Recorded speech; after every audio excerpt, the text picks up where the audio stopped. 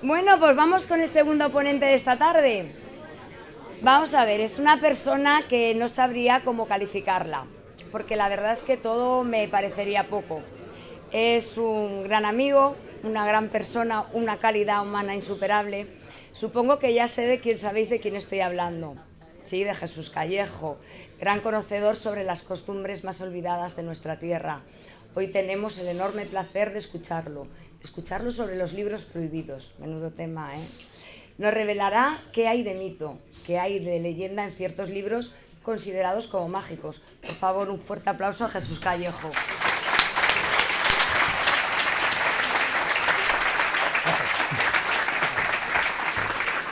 Bueno, estamos ya todos en nuestros sitios correspondientes, cada uno tiene su lugar. Fijaros qué pregunta más trascendente he dicho, ¿no? Cada uno ha encontrado su lugar.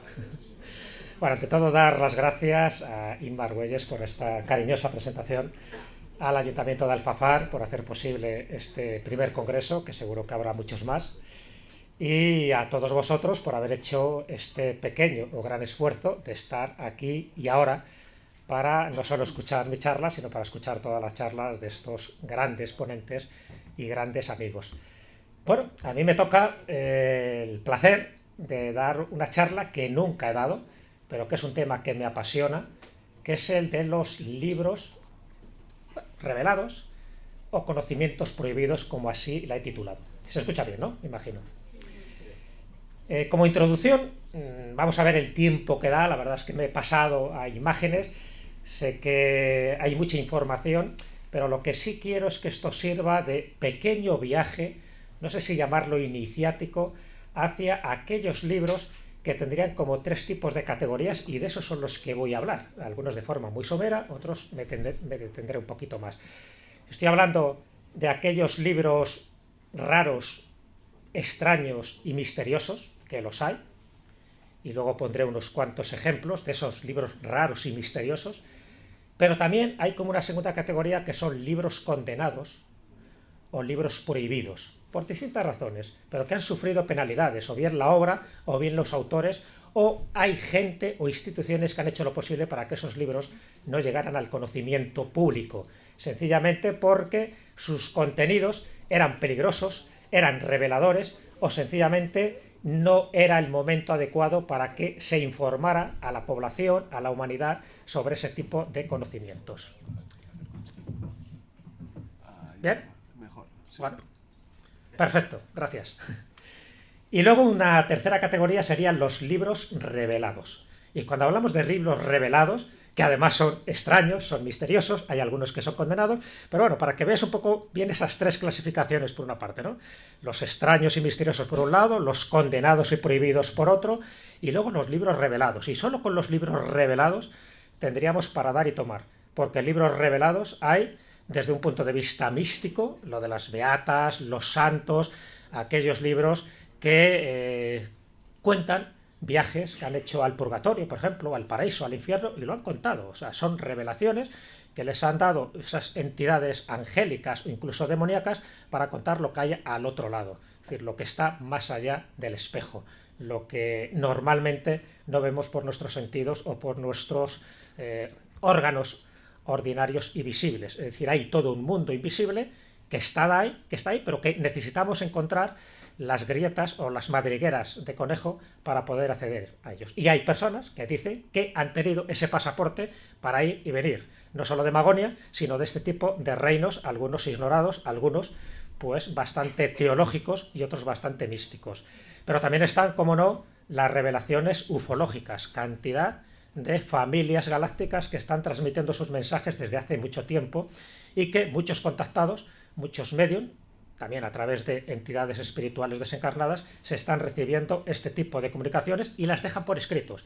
Son, en el fondo, si os dais cuenta, y aquí va un poco la charla, con independencia de que lo creamos o no, cuidado, yo no voy a entrar en la credibilidad de estos libros o de estos testimonios o de estos comunicados, algunos de un alto contenido espiritual, contenido teológico o sencillamente contenido científico, porque nos están dando información que no podemos comprobar y, lo que es peor, en algunos casos nos están dando información que es contradictoria.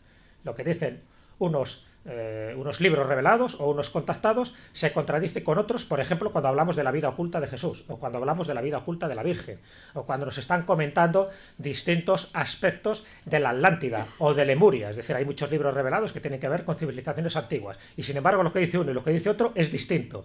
Llegas a la conclusión de que alguien miente. Bueno, puede que mienta el contactado o puede que mientan las entidades que están detrás del contactado, que van transmitiendo un tipo de información como juego o como sencillamente una especie de control o sistema de control para ver cómo reacciona la sociedad, es decir, una especie de experimento sociológico. Y dicho esto, como pequeña introducción, uno de los libros que a mí me marcó, y me imagino que a todos vosotros, para mí es un libro de referencia de Jacques Berger, que son Los libros condenados. Es decir, este título ya nos estaba poniendo en antecedentes de muchos de esos libros que por distintas razones no llegaron a salir a la luz. Uno de ellos lo ha comentado Manuel Delgado, es el libro de Todd, el famoso libro de Todd, que ha sido de él, ¿no? Si algún día se descubre, será uno de los grandes descubrimientos arqueológicos, a saber dónde estará, con toda la importancia simbólica que tiene el dios Todd, que luego va derivando en ese dios Hermes, en ese dios más griego, en la tabla esmeraldina, y en esos 7 principios que son universales, son 7 principios cósmicos que, además os doy un pequeño consejo, si queréis haceros ricos pronto, aquí y ahora. Todos conocéis el libro del secreto, ¿no? Y cómo funcionó. Y con una verdad bastante simplona, pues se ha convertido en un auténtico bestseller. Bueno, pues lo que dice el libro del secreto es uno de los 7 principios del Kybalión, que está basada en la tabla esmeraldina. Por lo tanto, si con uno se ha hecho inmensamente rico Pierna Ronda, pues imaginaros que todavía quedan 6 para haceros rico. Así que aprovechar ya todos los principios que dice el Kybalión. En el fondo son verdades cósmicas, son verdades universales, son verdades que se crean o no se crean, funcionan. Lo que está arriba y lo que está abajo es una de ellas, pero hay otras 6 más que en el fondo lo que te están diciendo es que por encima de las leyes humanas hay otro tipo de leyes que rigen no solo el cosmos, no solo nuestro planeta, sino que también rigen un poco la evolución del ser humano. La clave es, como pasa con los juegos infantiles, conocer las reglas del juego para no caer en las trampas, no caer en las tentaciones y seguir nuestro camino ascendente y evolutivo. Bueno, pues Los libros condenados, un libro de referencia donde se hablaba de unos cuantos libros de estas características. O, por ejemplo, el que escribió en su momento, tristemente fallecido hace muy poco, Ignacio Darnaude, donde él se basa en esos libros revelados, sobre todo más en el mundo del contactismo, de la ufología, pero también dentro del mundo de la religión. Y bueno, pues él, desde el siglo XIII en adelante, pues va señalando esquemáticamente todos aquellos libros que han sido fruto de revelaciones. Revelaciones de ángeles, de espíritus, de demonios, de Cristo, de la Virgen, de Dios o de Antársera, es decir, de todo bicho viviente, y nunca mejor dicho, tanto del inframundo como del mundo como del supramundo. Toda una especie de constelación de seres que están deseando, y esto es lo curioso de los libros contactados y de los libros revelados, parece que hay una cantidad de entidades que están deseando comunicar sus secretos, sus mensajes a la humanidad. El problema es que casi siempre se comunica a un grupo muy reducido de personas, y ese grupo reducido de personas a veces no tiene la trascendencia necesaria. Hay veces que sí. Hay veces que el libro revelado conduce ni más ni menos que a una religión. ¿Conocéis algún ejemplo?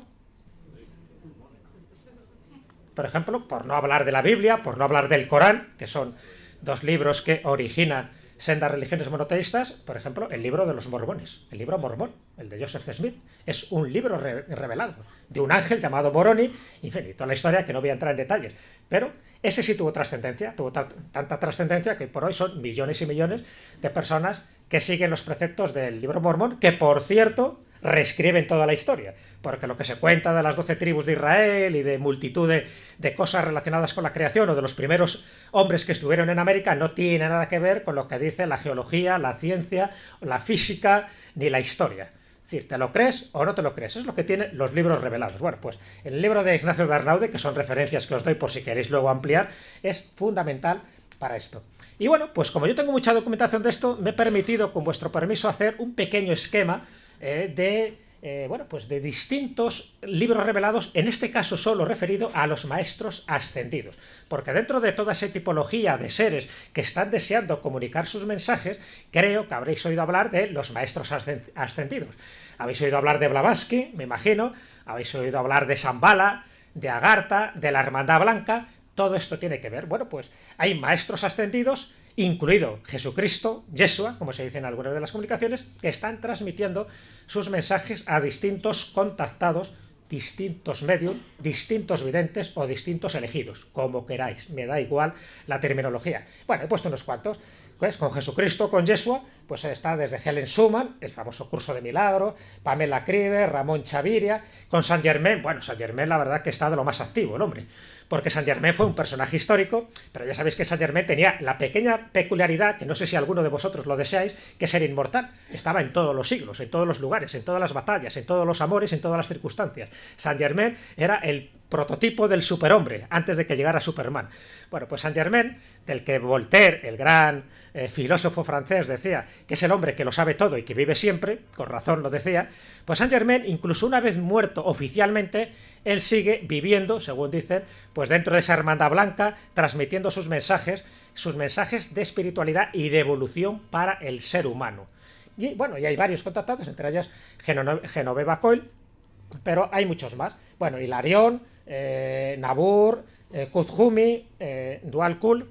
Por cierto, Kuthumi, junto con el Moria, con otro de estos maestros ascendidos, son los referentes, las personas, las entidades dentro de esta gran hermandad blanca, dentro de estos maestros ascendidos, que son los que contactan con Madame Blavatsky, con Elena Petrova Blavatsky, para crear la Sociedad Teosófica, para publicar su libro La Doctrina Secreta en el año 1888, y que los dictados inspiradores de la teosofía se la dictan estos dos referentes, estos dos maestros ascendidos. Por eso son fundamentales a la hora de ver cómo van cambiando, cómo va mutando la espiritualidad en momentos determinados. A finales del siglo XIX fue un momento clave, cuando surgen muchísimas sociedades secretas, donde surgen muchos espíritus que están deseando transmitir su información.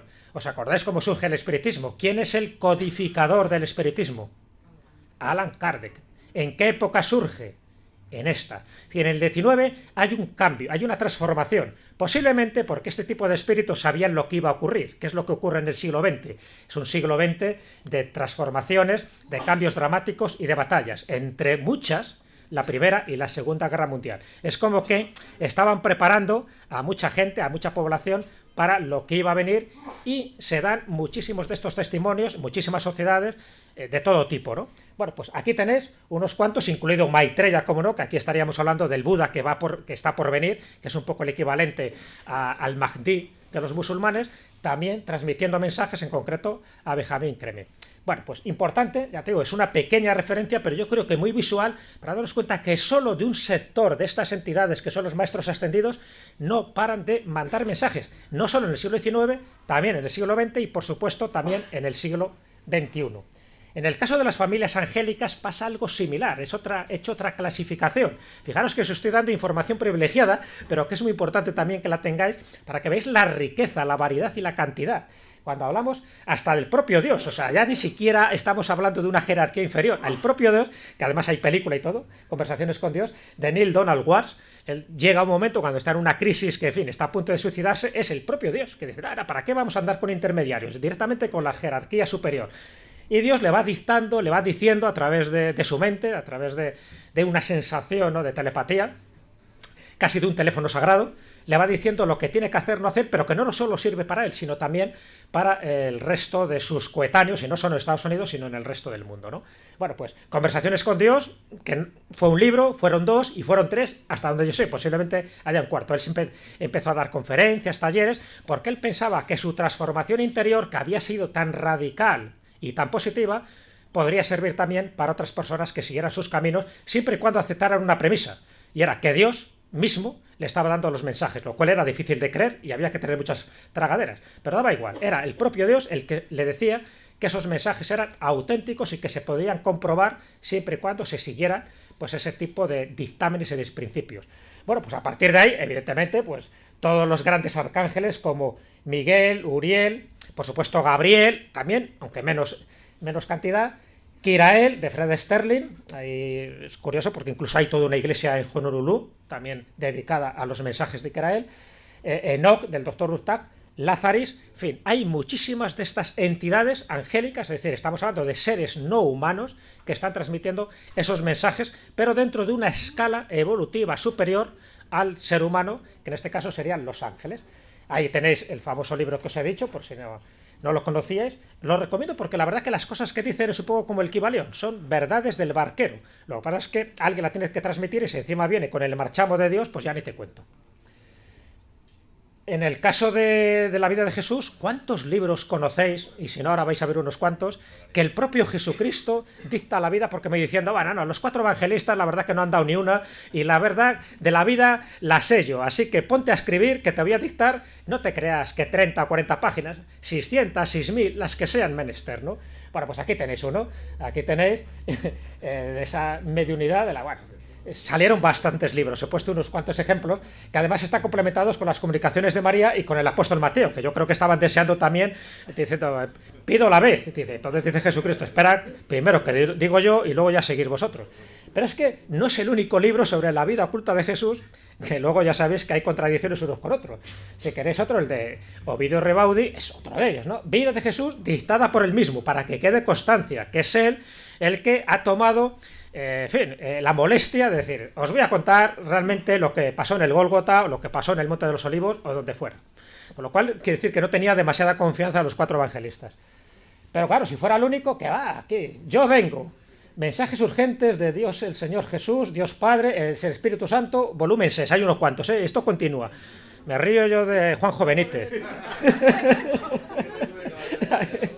Dictados por el Espíritu Santo. Aquí vale todo. Siempre y cuando le demos ese marchamo de espiritualidad. Ya digo que no entro en la credibilidad, cada uno que crea lo que crea.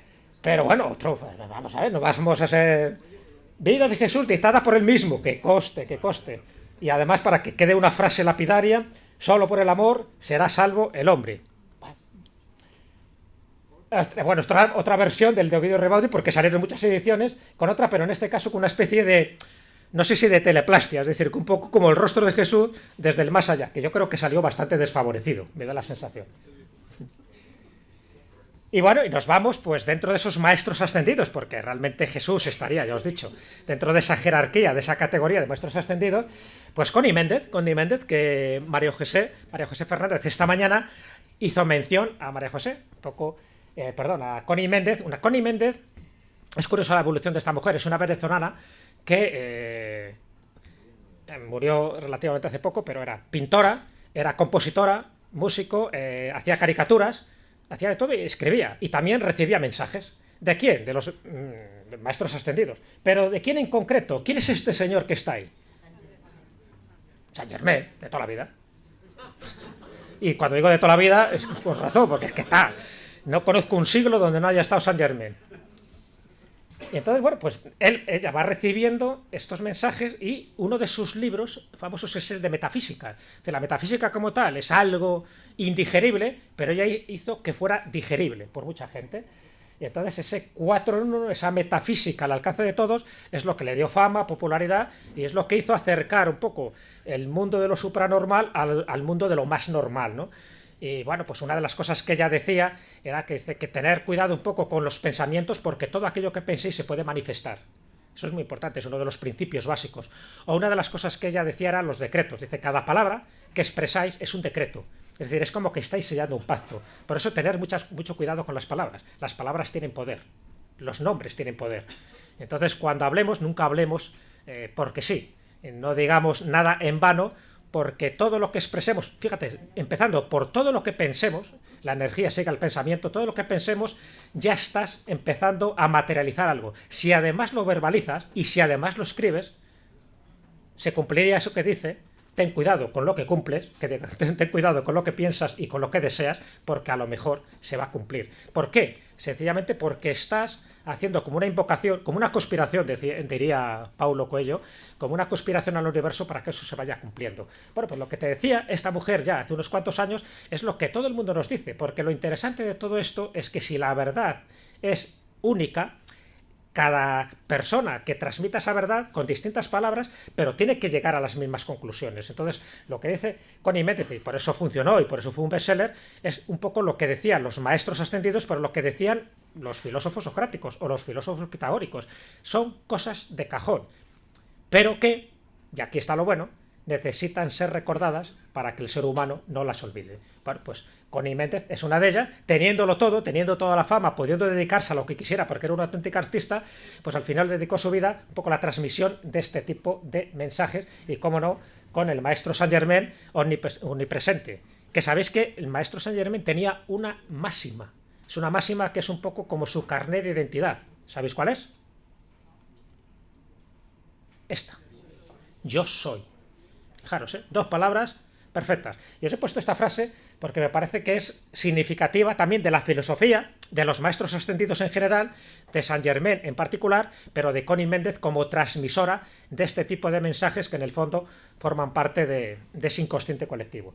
Todos necesitan recordarle constantemente a la conciencia exterior que cuando se dice yo soy, expresando, verbalizándolo, esto o aquello se está poniendo a Dios en acción. Es esencial, vital, recordarle constantemente esta verdad a la conciencia exterior.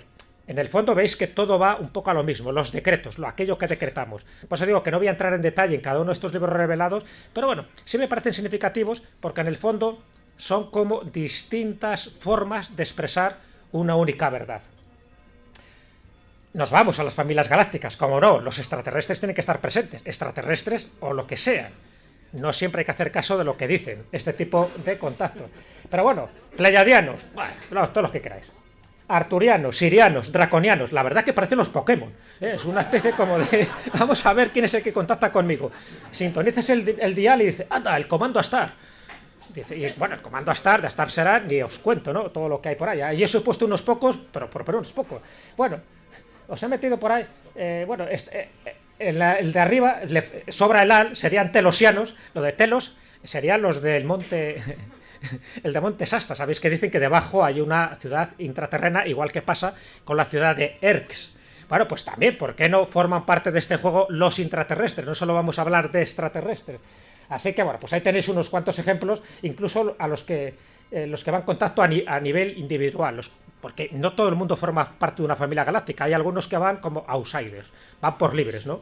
Yo no sé si el de Orión pues está de acuerdo con la Confederación de Orión, pero bueno, es muy gracioso porque siempre hay como rebeldes sin causa que también hacen sus contactos, yo vengo de Orión, pero cuidado, yo soy de Rigel, a mí no me metáis con otras estrellas. Entre ellos tienen sus individualidades, sus egos, lo cual llama mucho la atención porque se supone que son seres superiores y que no están en las bajezas terrenales que le corresponden a los seres humanos, lo cual esto es una soberana estupidez si miramos lo que son las teogonías o lo que son los panteones mitológicos de los antiguos dioses romanos y griegos. ¿Qué es lo que hacían?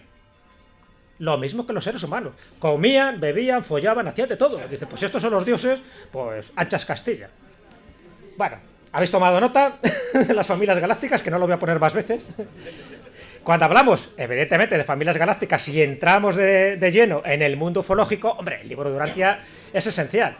¿Qué problema tiene el libro de Urantia, en el que no voy a entrar con detalles? Que no hay Dios que lo entienda. Y lo de Dios... Lo digo literalmente, no solo por que la parte más interesante o más accesible del libro de Urantia sea la vida oculta de Jesús, que ha creado muchísimos trastornos de cabeza a la mayoría de la gente, menos a Juan José Benítez, pero a otros dice, esto no me corresponde con lo que dicen los maestros ascendidos, esto no corresponde con lo que dice Jesús, la vida de Jesús dictada por él mismo. Lo del libro de Urantia es otra cosa, distinta. También, supuestamente, canalizadas por seres de Chicago y por entidades que vienen de otros planos de conciencia. Bueno, para que veáis lo complejo, solo voy a poner un ejemplo, pero esto espero que no os dé dolor de cabeza.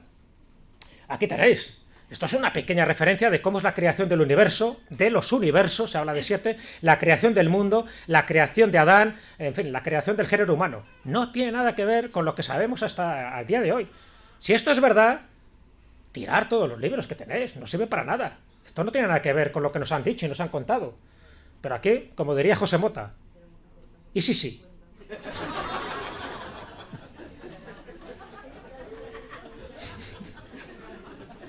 Al final va a resultar que no tenemos idea de nada. Pero bueno, está bien que nos comuniquen este tipo de cosas, cada uno que elija. Tampoco hay tanta vida para leerse todos los libros. Yo tengo en mi biblioteca una sección de libros revelados, libros prohibidos, libros condenados. Por Dios, algunos son indigeribles, algunos son de auténtica, bueno, de auténtica cosmovisión metafísica, pero para tomarse una pastilla luego. Bueno, muchísimos libros que han salido, evidentemente, pues de gente que dice que están con contactos con el más allá y con distintos planetas. Pero bueno, os voy a, por citar uno que creo que es menos conocido, que a mí particularmente me llamó la atención en su momento. Cuando digo en su momento, no es de la época que esto se escribió, que fue a finales del siglo XIX, y que tiene que ver con una mujer suiza que se llamaba Helen Smith. ¿Alguien ha oído hablar de Helen Smith? Que no era su nombre, por cierto. Ella se llamaba Alice Muller, pero se ve que lo de Alice Muller, pues bueno, no la iba mucho y dijo Helen Smith. ¿Por qué? Porque ella empieza a tener contactos con distintas entidades, entre ellas con Víctor Hugo. Sabéis que Víctor Hugo fue uno, bueno, aparte de un gran escritor francés, fue un apasionado del espiritismo, sobre todo cuando estuvo en la isla de Jersey, totalmente ahí exiliado por Napoleón III. Y en ese momento, bueno, pues le interesa mucho el espiritismo. Pero ya no solo le interesa mucho el espiritismo en vida, y de hecho tiene algún que otro libro sobre esta materia, sino que después de muerto, su espíritu sigue transmitiendo informaciones. Y una de las personas que transmite informaciones fue a Helen Smith. Bueno, también de Cagliostro, ¿cómo no va? A ver, si hablamos de Saint Germain, ¿cómo no vamos a hablar de su rival y su archienemigo, que era el conde de Cagliostro? Que no era conde y tampoco se llamaba Cagliostro, era José Bálsamo, pero da igual. El conde de Cagliostro dio mucho juego, incluso se hicieron hasta novelas. Hay una que se llama José Bálsamo de Alejandro Dumas, padre, estoy hablando. Saint Germain, desde luego, el tiempo lo ha puesto en su sitio y Saint Germain ya ha trascendido el tiempo y el espacio, cosa que Cagliostro no. Bueno, pues ella decía que recibía mensajes de Cagliostro. Bueno, hasta ahí bien, ¿vale? Perfecto, una mujer culta, interesada, que recibe mensajes telepáticos y por escritura automática. Esto es importante. De hecho, los surrealistas a principios del siglo XX la consideran como la precursora del surrealismo, por la escritura automática. Ya sabes que en el surrealismo lo que se dijo era que había que dar importancia al dictado del inconsciente, y qué mejor dictado del inconsciente que empezar a escribir con escritura automática dictada por entes intangibles desde el más allá. Bueno, pues ella ya en el siglo XIX empezó a hacerlo. Y aquí viene lo interesante. Algunas de esas entidades que contacta con ellas son de Marte, marcianos. Claro, esto ya de los marcianos suena mejor los maestros ascendidos. Cuando ya empiezas con Marte, bueno, en aquella época, ahora se habla mucho de Marte, pero allí, en aquella época se hablaba más, pero el concepto que había de los marcianos eran los marcianos verdes, y cabezones, y agresivos, a ser posible, ¿no? Bueno, pues ella contacta con Marte. Y contacta con Marte con tal detalle que da todo tipo de elementos objetivos, incluso su alfabeto. Dice que así escriben los marcianos. No sabemos qué edad tenía este marciano, si está en párvulos, está en el colegio o está en la universidad. No sabemos la caligrafía. Pero este sería el lenguaje marciano. Y con este lenguaje empieza a escribir cantidad de obras, que se pone en contacto en Ginebra con un psicólogo, con el doctor Fournoy, y le empieza a contar todo este tipo de detalles. Porque claro, le interesa como fenómeno psicológico, le interesa. Paisaje marciano. Si esto es un paisaje marciano, lo de Walt Disney es una tontería. Una de las entidades de ese planeta está ya, lo que os decía antes, no sé si es de párvulos, del colegio, del instituto, de la universidad. Muchísimas cosas que podría contar de Helen Smith, pero quedarse un poco con el dato de que ya en el siglo XIX, sobre todo en 1899, es cuando se empiezan a conocer este interés por los mensajes que nos están dando un planeta cercano. No nos tenemos que ir muy lejos. El problema es que ahí se quedó, no hubo continuidad, y cuando muere Helen Smith no pasó a más. Pero bueno, pero sí que siguieron habiendo comunicados de este tipo, como esta entrevista al extraterrestre. Como no, siempre hay entrevistas directas, le pones un foco y te cuenta todo lo que hay, sin tortura. Ya con tortura ni se sabe. Lo que os decía antes, por ejemplo, de Ricardo González, pues poneros un ejemplo actual de uno de los contactados más famosos que hay hoy en día. Bueno, pues él tiene contactos con Erx. Ya os puse también que los telosianos serían Telos, la ciudad subterránea del monte Shasta, que está en California, en Estados Unidos. Bueno, pues en el Cerro Uritorco, en Argentina, debajo habría también una ciudad intraterrena, etérica, donde hay muchísimos avistamientos ovnis, y sería Erx. Y entonces hay gente que contacta con estas entidades, y uno de ellos sería Ricardo González, transmitiendo las enseñanzas a día de hoy de lo que se espera para la humanidad.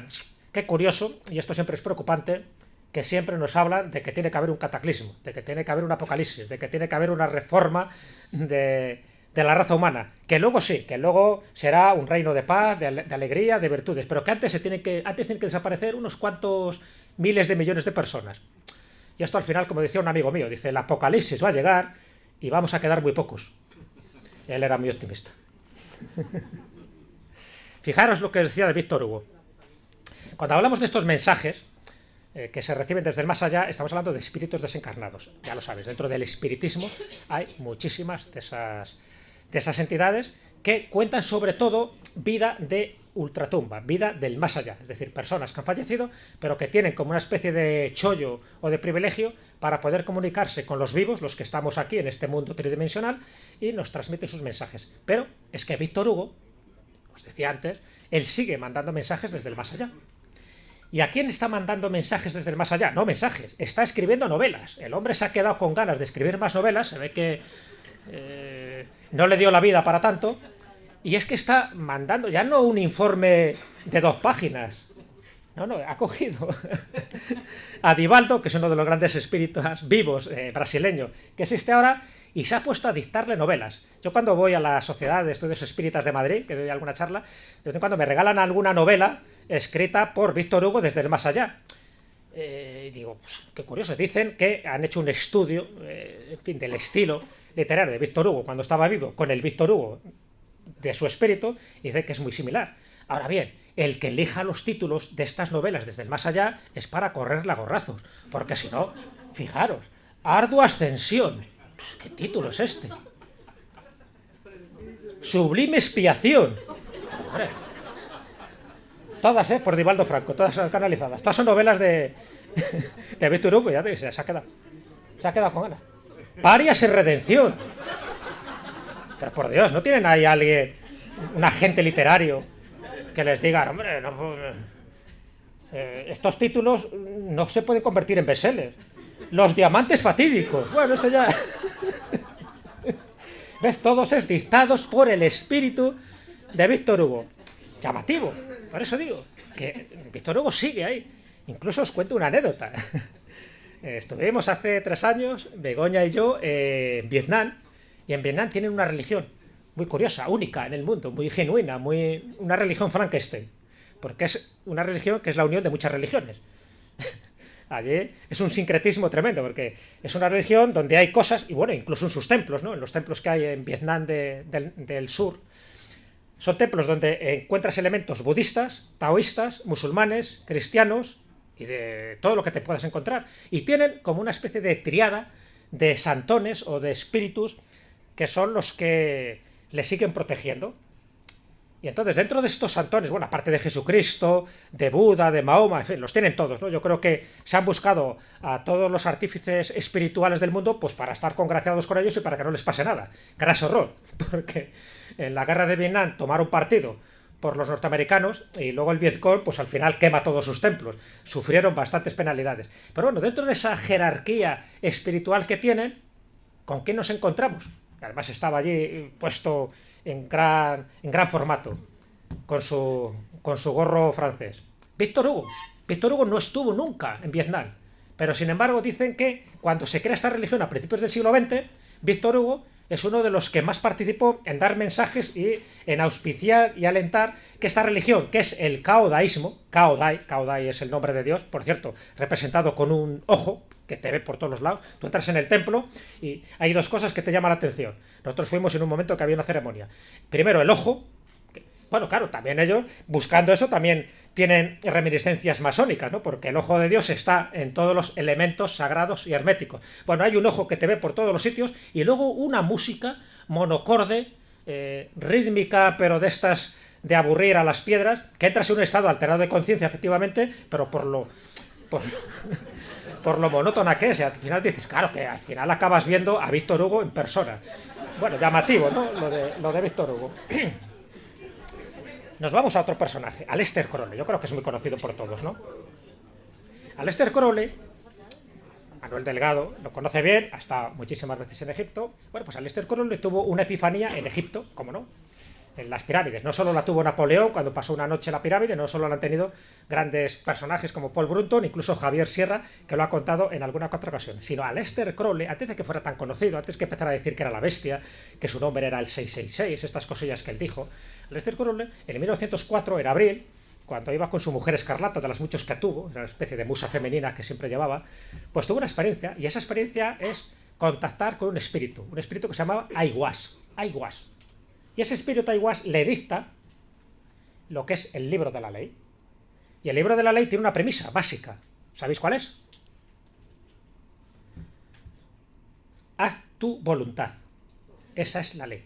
Haz tu voluntad. Claro, dicho eso, y sabiendo que Aleister Crowley no se privaba de nada, buenas orgías se metía el tío, pues era peligroso. Pero según él dice, como me lo ha dictado un espíritu llamado Aiwass, y luego posteriormente este personaje. Fijaros, esto es un personaje que él llama Lan, esto es posterior, ya es de 1918, fijaros, antes de que empiece la era oficial de la ufología, que empieza en 1947, antes de que se empezara a hablar de los grises, de los cabezones, de los reptilianos.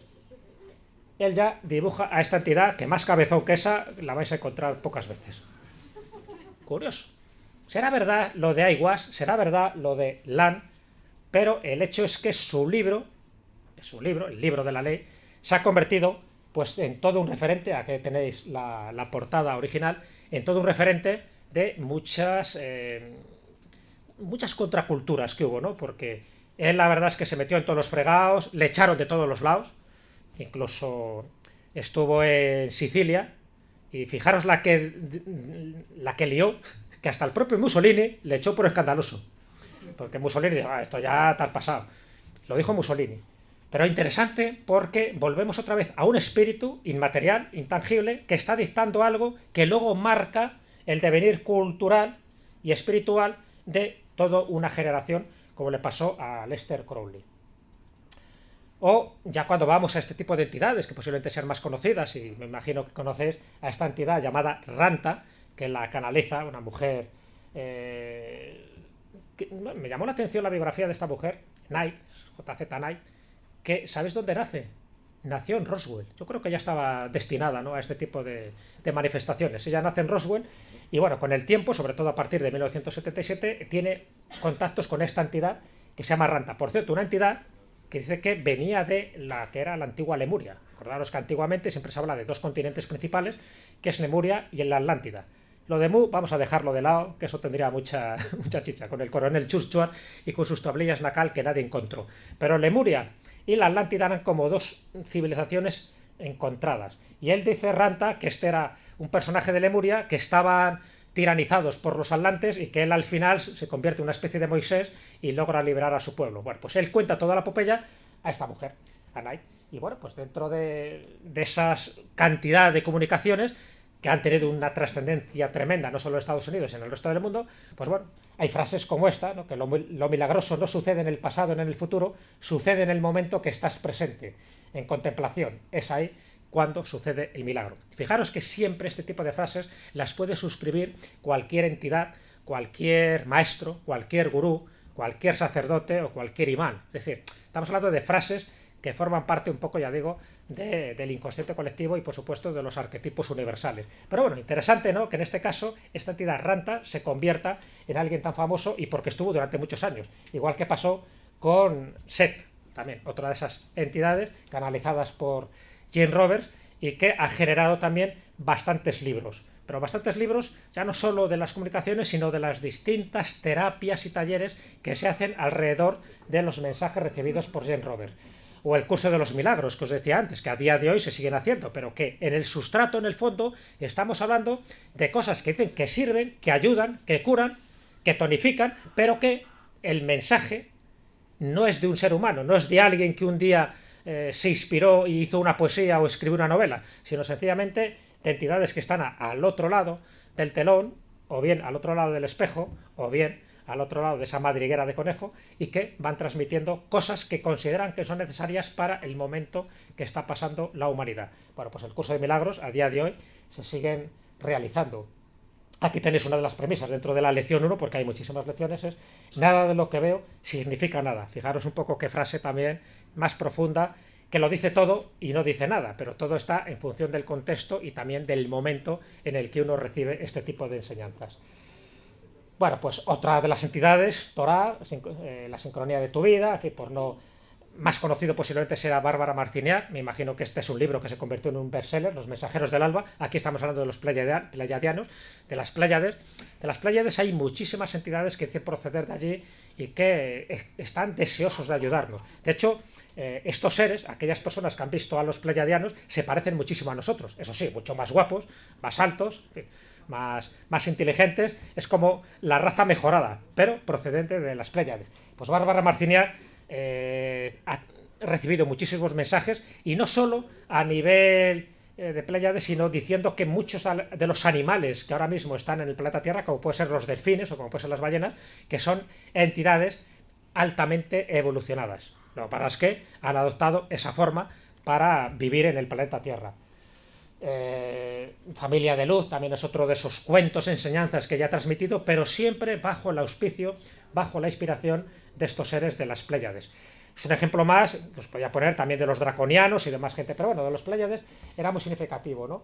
En el caso, por ejemplo, de Kirael, otra entidad, ¿ves?, que sigue transmitiendo a Fred Sterling, lo que os decía, esta iglesia de Honolulu, pues multitud de enseñanzas, y que sería, pues una de esas entidades o familias angélicas. Acordaros que todos los nombres que terminan en él, en principio estaríamos hablando de ángeles o arcángeles. En el caso de Crión, 3/4 de lo mismo, y no nos vamos a pasar con Lee Carroll, ¿no? Y os voy a contar un caso, dentro ya os digo, hay libros raros, misteriosos, condenados, esto lo tiene un poco todo. Por cierto, uno de los capítulos del libro que podéis encontrar aquí, el que ha editado Guante Blanco, el de Enigmas Literarios, se lo dedico a esto, ¿no? Porque me llama mucho la atención y aquí creo que encaja perfectamente. Hubo un personaje en el siglo XIX, francés, llamado Verbier, que le dio por escribir posiblemente la obra más delirante, más increíble, más psicológicamente perturbada que os podéis imaginar. Nunca se ha traducido al castellano, ¿vale? Él estaba obsesionado por los farfadet.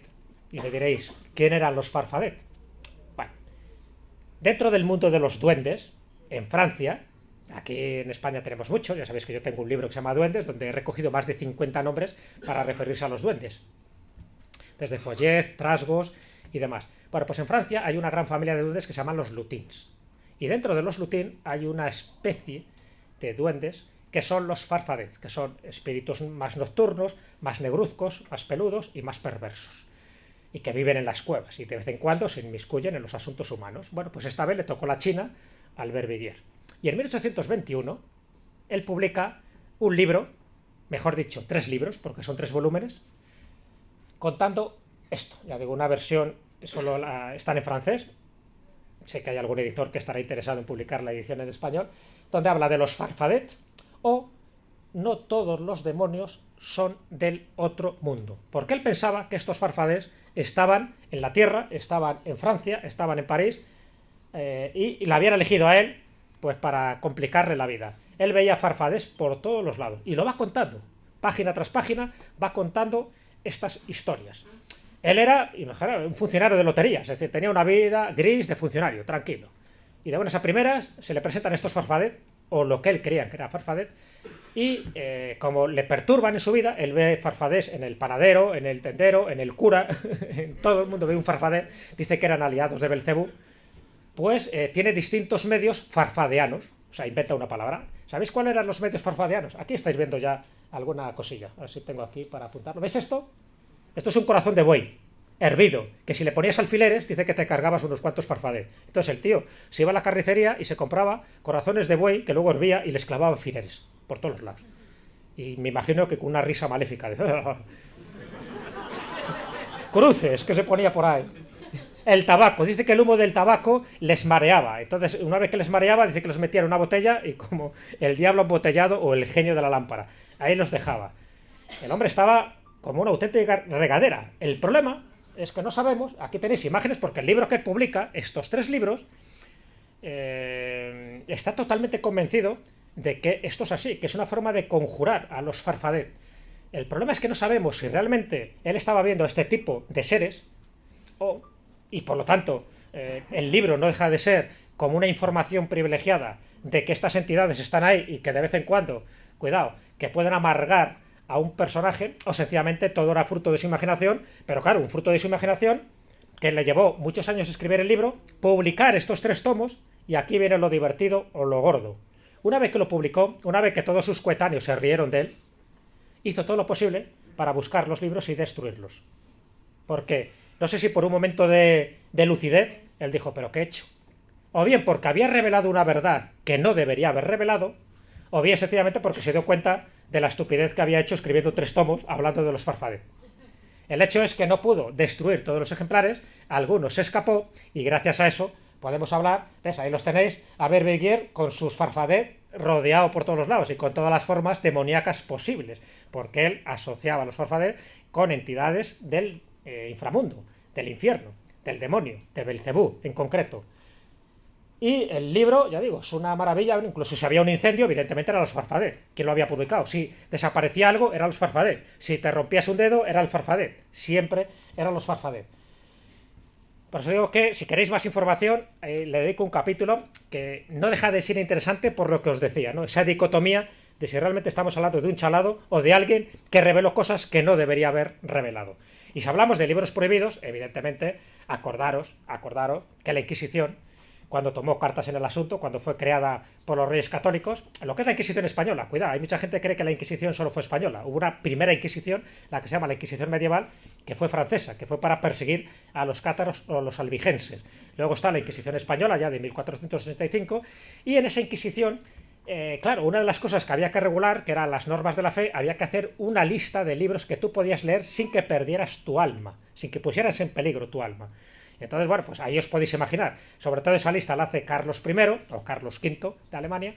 Esa lista la autoriza Pablo III, que era el papa que había en aquel momento, y sobre todo Fernando de Valdés, que era el inquisidor general de aquel momento, pues también dijo lista al canto. Y esa lista lo que hizo fue dar el pistoletazo de salida para muchas más listas prohibidas, porque en un principio eran todas aquellas que fueran en contra de la fe católica, o todas aquellas que tuvieran algún atisbo de brujería, de satanismo. Ya no digo de judaizantes o de moriscos, por supuesto, pero es que luego se extendió a cuestiones moralizantes. Si alguien hacía alguna novela donde hubiera una escena pecaminosa de amor, censurada. Y así estuvo hasta que desapareció la Inquisición española. Que la leyenda negra de la Inquisición española no es porque fuera más dañina y más mortífera que otras inquisiciones, sencillamente es porque la Inquisición española tardó más tiempo en desaparecer, por culpa de Fernando VII. O sea, la Inquisición española desaparece en ese trienio liberal, ¿no? Cuando, bueno, desaparece primero con las Cortes de Cádiz, luego en el trienio liberal, pero luego cada vez que venía Fernando VII la restauraba y solo desaparece de una forma definitiva un año después de la muerte de Fernando VII. Él muere en 1833, pues en 1834. Bueno, esa lista fue terrorífica, porque cualquiera que escribiera algo que se saliera de las normas, que se saliera de cualquier cosa, censurado, libro prohibido, libro condenado. Lo cual también le daba otro marchamo, ¿no? Porque el tener un libro prohibido, dice, yo tengo un libro que no tiene nadie. De hecho, se cuenta, y es verdad, que algunos inquisidores tenían una biblioteca secreta contando, reteniendo estos libros que supuestamente tenían que haber sido quemados. Y no los quemaban, sino que los guardaban. Porque en el fondo se daban cuenta que había mucha información valiosa y que era una pena que se destruyera. Bueno, para ir rápido, Evangelios apócrifos, imaginaros la cantidad de cosas que os podía contar, que eran libros, en principio, ya sabéis, que no se recogen en el canon ortodoxo de los evangelios, pero que se les dio credibilidad. Es decir, no quiso la Iglesia oficial que tuviera ningún tipo de importancia, pero sin embargo sabemos que mucha de la información de los evangelios apócrifos, este tipo de libros que estaban condenados por el canon oficial y eclesiástico, sí que nos transmite mucha información. De hecho, cuando celebramos las Navidades, la mayoría de las cosas que sabemos de lo que aparecía en el pesebre vienen de los apócrifos, incluyendo al buey y la mula, por ejemplo, solo aparece ahí. O que San José fuera carpintero, eso nos lo dice solo los apócrifos. Bueno, pues hay varios apócrifos, y os pongo solo un ejemplo, el Evangelio árabe de la infancia, donde se dicen datos sumamente curiosos. Hablando de los 3 reyes magos, hay una frase que dice, salieron al cantar del gallo, hablamos de Persia, es decir, ellos estaban en Persia, salen al cantar el gallo y llegan al rayar el día a Jerusalén. ¿Sabéis lo que es eso? O sea, si ya era corta la ventaja o la diferencia que había entre el día de la Natividad, del 25 de diciembre, hasta el 6 de enero, cuando supuestamente llegan los reyes, estamos hablando de 12 días era imposible que llegaran de Persia hasta Palestina. 12 días imposible. Bueno, pues en este Evangelio apócrifo lo dice como tal cosa, como el que no quiere, que salen con el canto del gallo y llegan al rayar el día. Estamos hablando de unas 4-5 horas a lo sumo.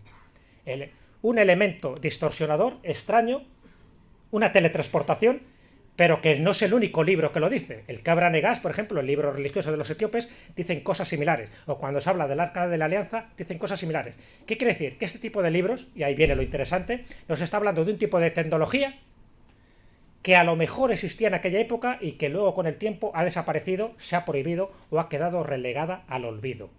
Hay que leer mucho mejor este tipo de evangelios apócrifos, porque a lo mejor no era por las cuestiones teológicas por los que se le relega al olvido o al ostracismo. No, a lo mejor es porque estaban contando datos tan significativos que hablaban de una tecnología muy superior a la que actualmente admitimos.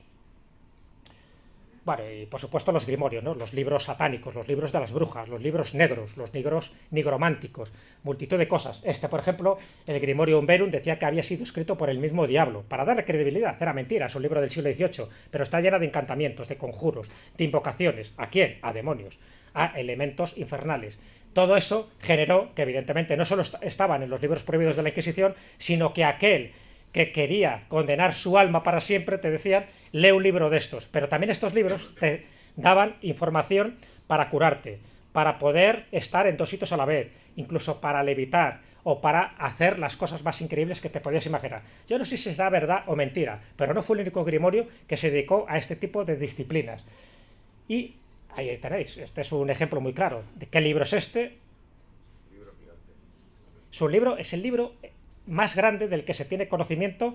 En principio era un grimorio, no lo es, porque también se habla de que está contenida la Biblia, entre otro tipo de elementos de encantamiento, de hechicería y de embrujo. Estaría la Vulgata, pero aquí viene la leyenda. Este es un libro que se encontró en la República Checa, es un libro del siglo XIII, y la leyenda dice que un monje benedictino que estaba condenado a ser emparedado por haber cometido un crimen atroz, él dice, cuidado, si me perdonáis la vida, en una sola noche os escribo un libro de 663 páginas y de 75 kilos de peso. Y además ilustrado, iluminado. Pero, para hacer eso, él tenía que hacer un pacto con el diablo. Y el diablo le dijo, no hay problema, en una noche te escribes casi lo lógico es que hubieran sido 666 páginas. Pero no las tiene menos. No hay problema, pero solo te pongo una condición, le dijo al monje benedictino. Tienes que dibujarme. Y le dibujó. Si era así de cachondo, se parece más a un duende que a Belcebú. Pero es la única imagen en todo este libro, que es un libro, el Codex Gigas, que me parece que no os había comentado, el Codex Gigas, es la única imagen que existe del demonio. Y ahí está. Si eso lo asociamos a la leyenda que os acaba de comentar, pues miel sobre hojuelas. Además, este demonio parece que le han puesto unos dodotis, o sea que debía tener un cierto problema en aquel momento. Bueno, más libros, más grimorios, más fórmulas mágicas. Fijaros que a través de las fórmulas del símbolo hay muchísima información trascendente. O el libro del conocimiento. O sea, habéis oído hablar de aquella vidente en Turquía que dijo que esta es ya la máxima revelación, que esta es la revelación de todas las revelaciones, pero que hay que leerlo 6 veces, que hay que seguir una serie de normas y que hay que pagar un dinero. Entonces dice, vaya, qué bien, para llegar a la auténtica verdad, a la última revelación, me exiges que encima tenga que ir hasta Turquía, como así tuvieron que ir muchos adeptos. Pero bueno, fue muy conocido. O las famosas claves de Enoch, del doctor Urtak, también sumamente interesante. O el Mutus Liber. ¿Os habéis dado cuenta que muchas veces para que te den una verdad profunda, de estas que te dejan tambaleando, de estas que dices, atiza, no hace falta que te lo digan, o no hace falta que te lo escriban? ¿No os dais cuenta que a lo mejor, a través de las imágenes, a través de la contemplación de ciertos símbolos, podemos llegar a verdades trascendentes de primer orden?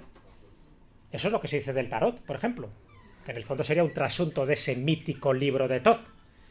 Pero bueno, ya que el libro de Thoth no nos ha llegado, ya que el tarot es muy conocido y hay gente que se cree que es un juego, y no lo es, sino que hay muchas más, el Mutus Liber, el libro mudo, te está diciendo por imágenes cómo llegar a conseguir la piedra filosofal. Y la piedra filosofal no solo sirve para convertir metales impuros en oro, no solo sirve para conseguir el elixir de la eterna juventud, sino que sirve para transmutarte a ti mismo, para conseguir la filosofía profunda, para alcanzar los arcanos superiores, para saber quién eres y a dónde vas. Bueno, pues este Mutos Liber, si sabemos interpretarlo, si sabemos leerlo, si un alquimista sabe interpretar sus símbolos, en estas imágenes está contenida una verdad profunda, que ni más ni menos nos llega a comprender todos los secretos de la naturaleza y, por lo tanto, todos los secretos del ser humano. Fijaros bien en esta imagen, porque la voy a pasar ahora mismo y ya tendréis otra. Cada imagen está dando un tipo de información, pero fijaros, es una información visual. No hay nada escrito. Miento. En una, ahí son 15 láminas. 15 láminas. ¿A cuál? Más importante. Pero en una sí hay algo escrito. En una rompe esa norma. En la lámina 14. Ahí tenéis otra. Fijaros, todo lo que hay ahí está simbolizando. Claro, necesitamos la clave para desencriptar esto, pero está simbolizando lo que es el proceso para alcanzar la piedra filosofal, con todas las implicaciones que os acabo de comentar. Y en esa lámina, la única que tiene un texto, en latín, abajo, los que estáis al fondo no lo veréis, pero os he puesto la traducción arriba. Ora, lee, relee, trabaja y encontrarás. Fijaros, Lámina 14, el manuscrito se supone que es de 1677. ¿Qué palabra se repite 3 veces? Leje, lee. Cuando algo se repite, y más encima cuando solo hay una frase en las 15 láminas de este libro mudo, es que nos está diciendo que cuando leamos, está hablando de los libros herméticos, de los libros alquímicos, que leamos y volvamos a leer, y volvamos a leer, y volvamos a releer, porque al final encontraremos la verdad. Es decir, esa introspección necesaria para que muchos de estos libros revelados podéis leerlos, pero a lo mejor a la primera información no os llega. Pero si leéis y encontráis las claves, esa forma de desencriptar el mensaje, entonces es cuando eso os llevará directamente hacia esos estados superiores de conciencia, o lo que dicen los grandes maestros ascendidos, a despertar la conciencia. Y ya para terminar, porque, bueno, ya digo que me he pasado de fotos, pero bueno, sí quería picaros un poco la curiosidad, las famosas estancias de Cian, que nadie encontraba, a pesar de que se hayan hecho un libro, pero que tiene que ver un poco con la teosofía y con estos maestros ascendidos. De hecho, se cuenta que estas estancias de Cian es lo que sirve de base a la doctrina secreta. La doctrina secreta, que son 6 tomos, ni más ni menos, de Blavatsky, están hechas por la inspiración directamente del Moria, de Kuthumi, pero también como libro revelado. Blavatsky en su biblioteca, en su casa, no tenía libros. Y para escribir la doctrina secreta tuvo que haber manejado como mínimo más de 2000 libros. ¿De dónde salió toda esa información? Hay gente que habla de los registros acásicos. Puede ser. Pero ya los registros acásicos nos llevaría a otra especie de realidad. Porque sería una biblioteca de Alejandría más inmaterial, pero que aquellos que accedan, los iniciados que accedan, podrían alcanzar todo el conocimiento del mundo. Así que ahí lo tenéis. O el caso de Sanis d'Albreide, un personaje interesantísimo que habló de la sinarquía. La sinarquía es lo contrario a la anarquía. La sinarquía es un gobierno oculto que él suponía que estaba en Agartha. Es decir, ahí estaban también esos grandes superiores desconocidos esperando el momento de manifestarse. Este libro se convirtió en un libro prohibido y condenado. Misión de Europa en Asia. Al final, mucha gente en Asia, e incluso luego los nazis, intentaron que estos libros desaparecieran, porque la información que se daba ahí era de primer orden y no interesaba que esto se divulgara, porque él estaba dando información secreta de esta sinarquía, de este gobierno oculto y de los mensajeros de Agartha. Y intentó que este libro desapareciera. No lo consiguieron, evidentemente, como le pasó a Vervilliers. Pero bueno, interesante. Una de las cosas que hizo fue el arqueómetro. Y fijaros el arqueómetro, lo que dice. Es la clave de todas las religiones y de todas las ciencias de la antigüedad. O sea, si sabemos descifrar esa especie de mandala geométrico, ahí tenemos todas las verdades, todos los secretos, todos los tesoros que tenemos que encontrar, que tenemos que valorar para encontrarnos también a nosotros mismos, para que despierte nuestro yo interior. Y fijaros lo que dice, por ejemplo, Ser Renaud de la Ferrier, que es el de la Iglesia Universal, que dice: es un instrumento que usaron los antiguos para la constitución de todos los mitos esotéricos de todas las religiones. Es decir, es como una teoría del todo. Ahí está contenido toda la información. Hay que saber también interpretarla, por eso se publicó el libro. Ese fue Sanis d'Albedre, un auténtico iniciado que dio a cuentagotas muchísima de la información que él atesoraba. O este símbolo. Premio, un apartamento Torrevieja para el que sepa qué es este símbolo. Está que me lo quitan de las manos. ¿Alguien sabe qué es este símbolo? ¿Habéis leído El ángel perdido de Javier Sierra? Este es uno de los elementos que aparece. Bueno, esto es la mónada jeroglífica de John Dee. John Dee, un gran mago del siglo XVI, mago, espía de la reina Isabel de Inglaterra y muchas cosas más. Incluso estuvo en la corte de Rodolfo II en Praga. Incluso dice que llegó a descifrar el manuscrito Voynich. Dice. Bueno, pues ahí está contenida también la unión de todos los símbolos sagrados y astronómicos, donde si conocemos una serie de claves, conoceríamos perfectamente lo que ellos llaman, o que llamaba John Dee, la mística de la totalidad, la unión del todo con la nada, el asis mundi, es decir, lo que nos enlaza la Tierra con el cosmos. Fijaros, está el Sol. Solo voy a dar una serie de pistas, pero suficientes. Está el Sol, ¿lo veis? Con el punto en el centro.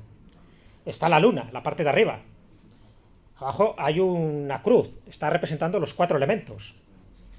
Abajo hay un símbolo que serían los cuernos de Aries, pero también representa el fuego, pero también representa el Omega, pero también, si sumáis la cruz con el círculo, es el símbolo de Venus. Y si sumáis lo de arriba, la parte de arriba, es Tauro. Solo es una serie de pinceladas. ¿Veis que está todo concentrado en este símbolo aparentemente sencillo? Lo que os decía, del mutus liber, cómo a través de una imagen, si sabemos solo unas pequeñas cosillas, podemos descifrar muchísimos misterios insondables. Y nos lo están dando, nos lo están transmitiendo.